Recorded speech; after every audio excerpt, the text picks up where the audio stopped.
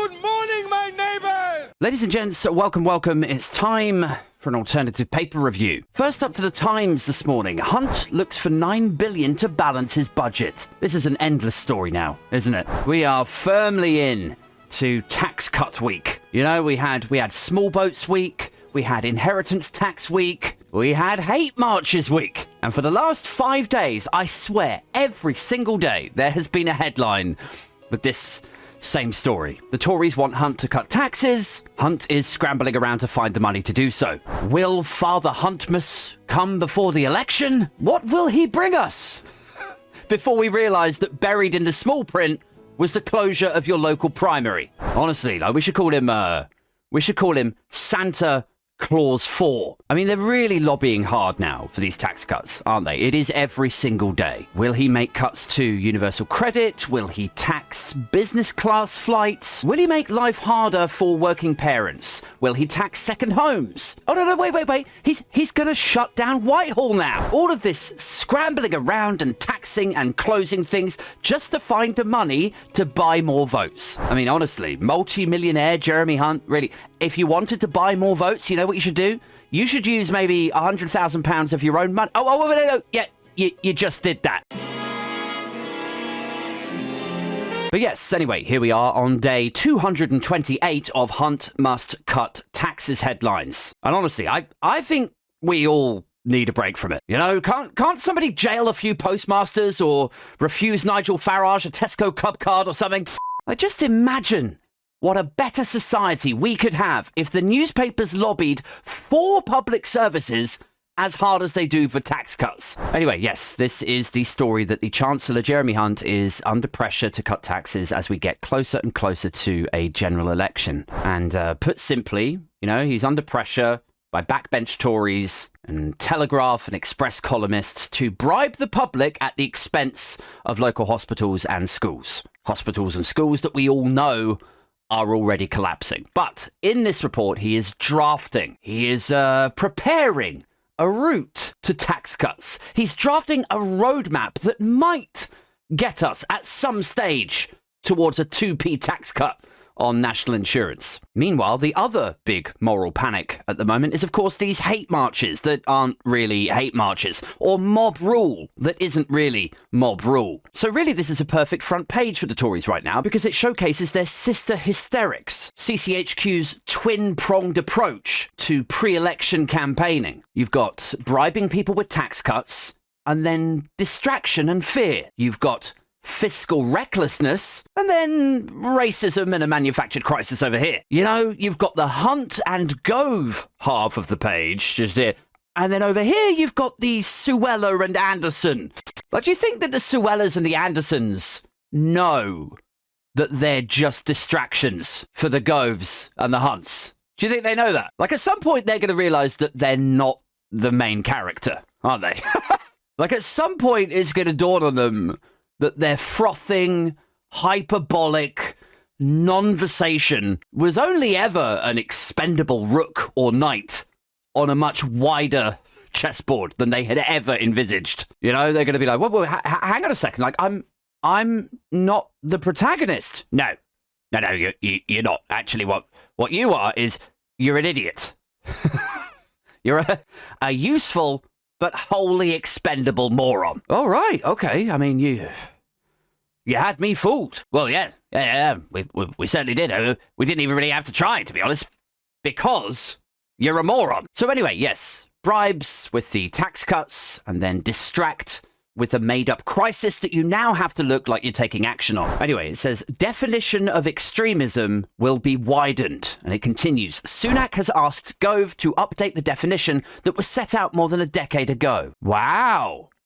A decade. I mean, has somebody, you know, culturally redefined what extremism is then in the last 10 years? You know, is there a Madonna of extremism out there pushing the boundaries and forcing us to update linguistically what our understanding of what extremism could be? Now, the current definition defines extremism as vocal or active opposition to fundamental British values.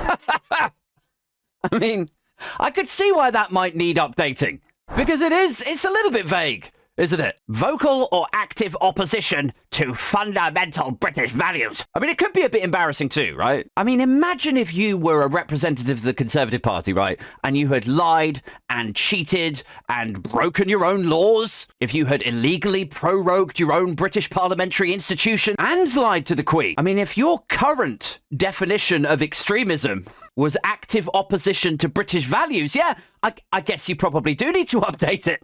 You know, quick, before you come for yourself.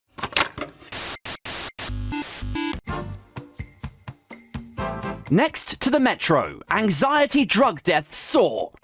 All right, okay. I mean, I'm fighting to keep a straight face here with this one. Like, I know social anxiety is a real thing. I understand that. I have a good friend who back in the day, he couldn't leave his house for about 18 months. And I know the medication is a lifeline for a lot of people. So I get that this is serious, but also there is something sort of darkly funny about it, isn't there? You know, it's like, God, I can't go out. I can't leave the house. I can't go to the party. I can't go and see people. It just fills me with this sense of this dread, you know. I feel like I'm going to die. And they take a couple of these things. They start to feel calmer, you know, a little bit more centered until the paramedics rush in and they're like, what, you didn't take these, did you? Oh my God, you're going to die. And they're like, what? Oh no! Finally, today's toxic gas emanating from the sun. Exclusive CBB fears. Oh my God, CBB. And it's a world exclusive. Have the Central Bureau of Business re-evaluated COVID and Brexit's impact on the UK economy? No. The CBB fears. What is it? The Citizens Body for Benevolence, concerned at the low amount of donations for the Save the Badgers Fund? Well, not quite. Right. Okay. Well, perhaps it's a fearful report into consumer buying behaviour. Perhaps. No. It's a celebrity Big Brother story about Kate's uncle. All right.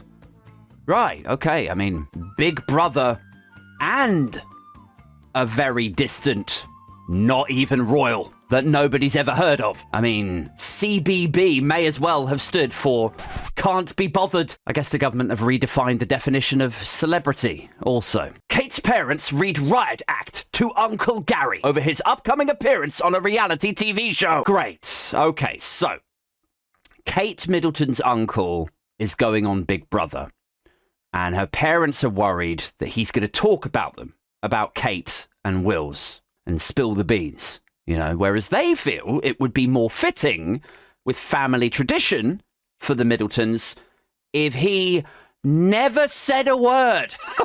I mean, this is how you know the Sun are shamelessly in Buckingham Palace's pocket, is you've got Will last minute pulling out of an engagement to deal with a personal matter, and we still don't know what that was. Last week, that other guy shot himself in the head. Kate hasn't been seen in months. Andrew's about to get revealed as having lobbied the US government to go easy on Epstein. The King still won't talk about his cancer or how long he's got. Everything is so messed up. Even Camilla is like, all right, this is, I'm going to check out for a bit. And yet the Sun's front page royal exclusive is what? Kate's mum and dad have bollocked their brother, Kate's uncle, and told him not to spill secrets or be clapping his gums about the couple. They're like, listen, you better not say anything, Gary. You better not talk. You know Kate's mute. You'll make her feel bad. Guys, that's it. If you are enjoying these paper reviews, do tap the 3 dots. Maybe consider dumping a little tip into the tip cup with a super thanks little tip thing.